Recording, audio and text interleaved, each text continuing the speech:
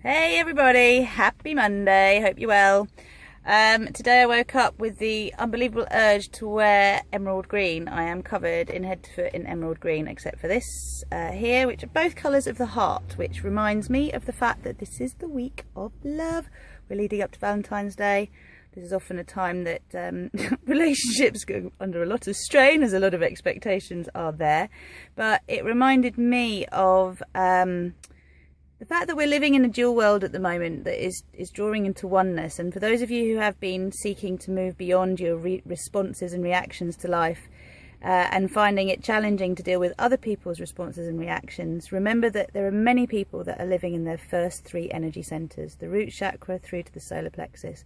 And that is most of the world. If we're not deprogrammed yet, if we haven't taken, I can't remember whether it's the red or the blue pill for waking up, if we haven't woken up yet, we are operating in those three energy centers. So we are just reactive to all of life.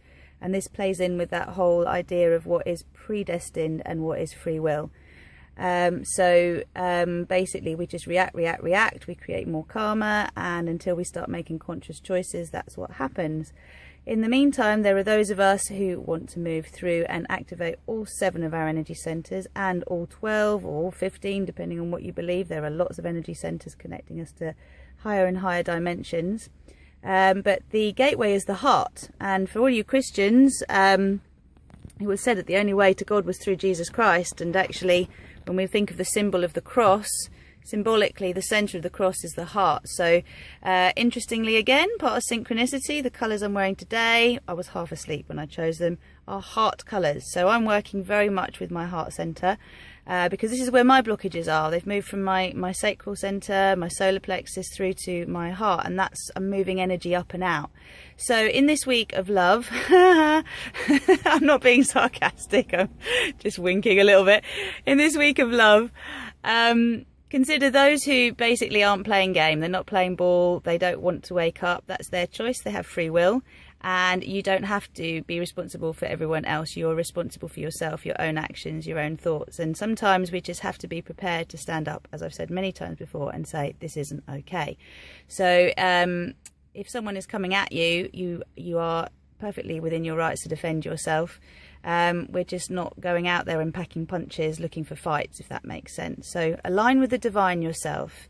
Work with the center that you need to work with. If you know that you have blocks in your throat and you suffer from sore throats, for example, look online, look at the energy center colors, the chakras, and start wearing that color and see how that works for you. Also, if you came along to any of the workshops, you'll know the seed sounds we were working with. They're online as well. If you don't, come to yoga and I'll tell you all over again. So we've got yoga tonight. If you want to come along, let me know. And I hope that this week you will aim to love yourself more than anyone else, and remember that you are deserving and worthy of the purest kind of love. You really are. Create a field of compassion around yourself and allow that to be what you breathe in, what you connect to, and notice how things change, how people soften around you. And when they don't soften, it doesn't bother you so much. Try it out. Let me know how you get on. Namaste.